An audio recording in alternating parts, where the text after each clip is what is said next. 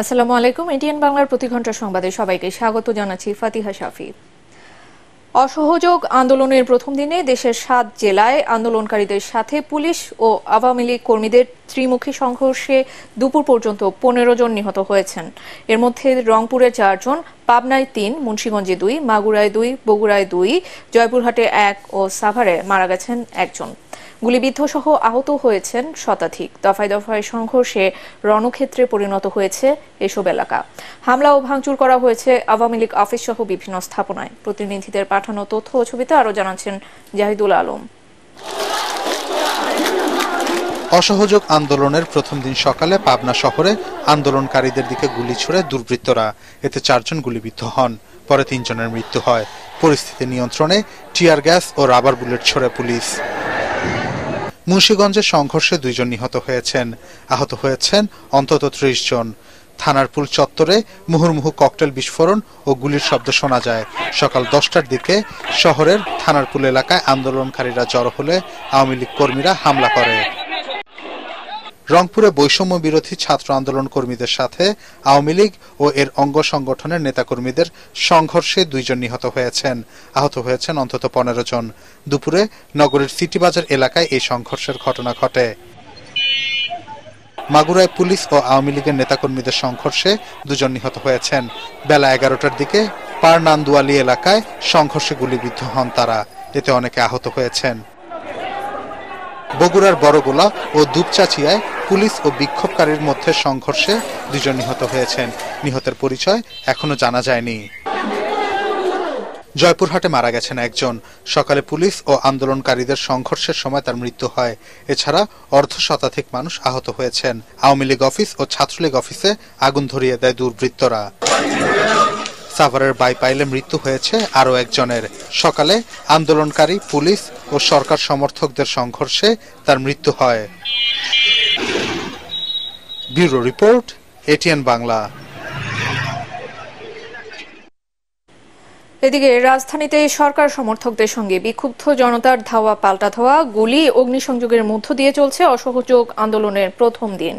Shahbag, science lab, Uttara, Mirpur, Jatrabari, Motijheel সহ বিভিন্ন স্থানে পুলিশ ও আওয়ামী লীগ নেতাকর্মীদের সঙ্গে আন্দোলনকারীদের সংঘর্ষে আহত হয়েছে শতাধিক।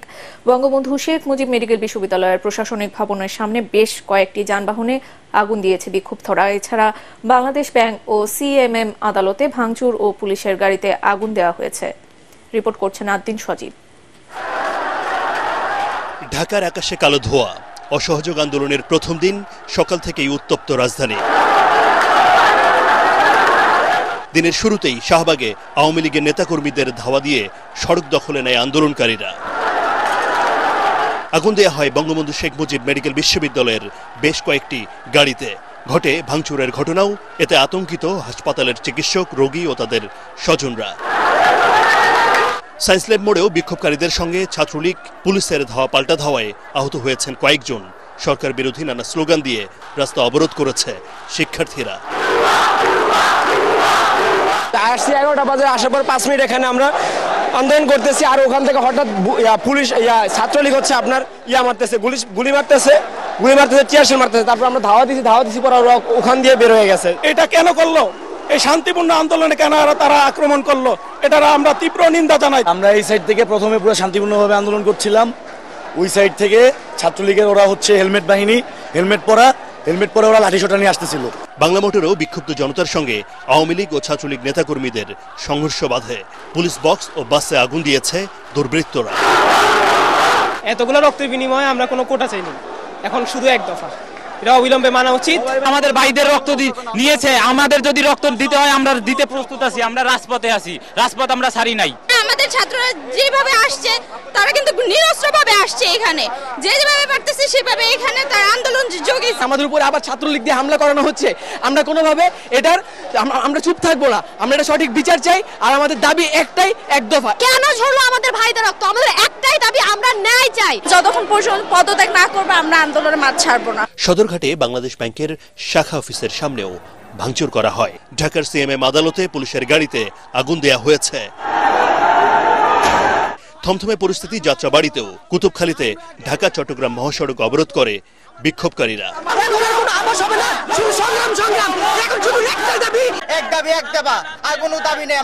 মিরপুর 10 ও 13 নম্বরের শিক্ষার্থী ও পুলিশের সঙ্গে তুমুল সংঘর্ষে বেশ কয়েকজন আহত হয়েছে, চলছে ধাওয়া পাল্টা ধাওয়া। উত্তপ্ত উত্তরাও বিএনএস ভবনের সামনে শিক্ষার্থীদের সঙ্গে আওয়ামী লীগ নেতাকর্মীদের সংঘর্ষে আহত হয় বেশ কয়েকজন। নীরব ভূমিকায় দেখা যায় পুলিশকে। আদ্দিন সজীব, এটিএন বাংলা, ঢাকা। রাজধানীর উত্তরা এলাকায় আছেন সহকর্মী আপেল মাহমুদ, সেখানকার সর্বশেষ পরিস্থিতি জানবো তার কাছ থেকে। আছি উত্তরাতে কিন্তু চরম উত্তেজনাকর পরিস্থিতি বিরাজ করছে। আমি যদি একটু পিছনে দেখানোর চেষ্টা করি যে এখানে আন্দোলনকারী শিক্ষার্থীরা এবং আইন শৃঙ্খলা বাহিনীর সদস্যরা তারা কিন্তু মুখোমুখি অবস্থানে, এবং বলতে গেলে 12টার দিকে কিন্তু এখানে আওয়ামী লীগের একটি দলও এসেছিল, বিশাল মিছিল নিয়ে মিছিল চলে এসেছিল, এবং মিছিলটিকে কিন্তু আন্দোলনকারী শিক্ষার্থীরা ধাওয়া দিয়ে এখান থেকে হটিয়ে দেয়, তাদের প্রতি ইট পাটকেল নিক্ষেপ করে এবং লাঠি দিয়ে বেশ কয়েকজনকে গুরুতর আহত করে, এবং একটু আগে রক্তাক্ত অবস্থায় প্রায় 3 জনের মতো তাদেরকে হাসপাতালে পাঠানো হয়েছে।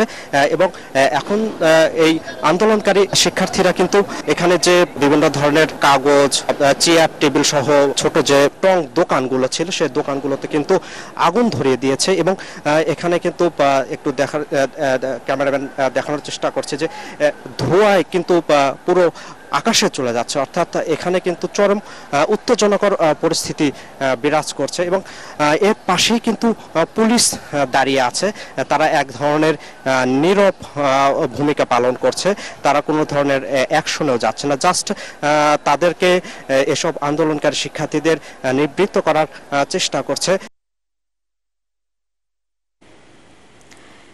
মিরপুর এলাকার পরিস্থিতি জানাচ্ছেন মাহবুব কবির চপল।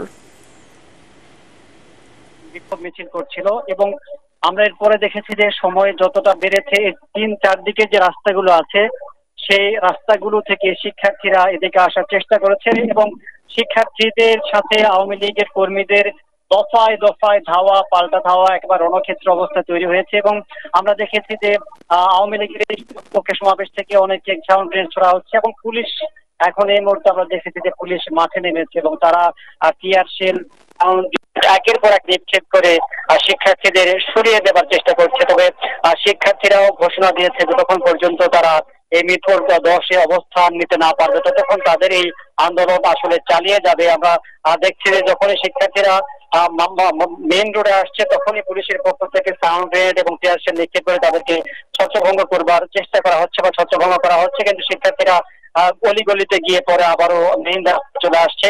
এতক্ষণ পর্যন্ত আমরা দেখেছিলাম যে মিরপুর 13-14 দিকে শিক্ষার্থীরা ছিল, তারা কিন্তু এগিয়ে আসতে আসতে মিরপুর 10-এর কাছে চলে এসেছে, এবং আওয়ামী লীগের যারা এখানে প্রচুর নেতাকর্মী ছিলেন তারাও কিন্তু কিছুটা পিছিয়ে গেছে। অর্থাৎ সব মিলিয়ে বলা যায় যে মিরপুরি এলাকা এখন অনেকটা যুদ্ধক্ষেত্রের মতো আমরা শুনতে পাচ্ছি, প্রচন্ড সাউন্ড গ্রেনেড গোলাগুলি শব্দ পাচ্ছি, এবং আশপাশের যারা বাসিন্দা আছে তারাও চরম আতঙ্কের মধ্যে আছেন, একেবারে যান চলাচল বন্ধ, প্রচুর শব্দের মধ্যে আতঙ্কের মধ্যে আছেন। আসলে ঠিক কখন কোথায় কি হবে সেটির কোনো নিশ্চয়তা নেই। এত আতঙ্ক আসলে এলাকার মানুষ আগে কখনো শোনেননি বা পাননি। তবে তারা সবাই এখন একটাই প্রত্যাশা করছেন যে যেভাবেই হোক দেশের পরিস্থিতি শান্ত হোক এবং মানুষের জীবন স্বাভাবিক অবস্থা ফিরে আসুক, কারণ যে অবস্থা চলছে এতে করে একেবারে অন্যরকম একটা পরিস্থিতির সৃষ্টি হচ্ছে। আমরা যারা গণমাধ্যম কর্মী এখানে আছি আসলে আমরাও প্রচন্ড ঝুঁকির মধ্যে রয়েছি, কারণ এখন গুলি ছোড়া হচ্ছে, এখানে সাউন্ড গ্রেনেড ছোড়া হচ্ছে, আর কোন দিক থেকে কাকে লাগবে সেটি নিয়ে চরম উদ্বেগ উৎকণ্ঠার মধ্যে গণমাধ্যম কর্মীরা আছে। এমনকি গণমাধ্যম কর্মীরা যারা আমরা নিরাপদ দূরত্ব থেকে কাজ করার চেষ্টা করছি বা করছি তাদেরকে লক্ষ্য করেও ইট পাটকেল ছোড়া হচ্ছে।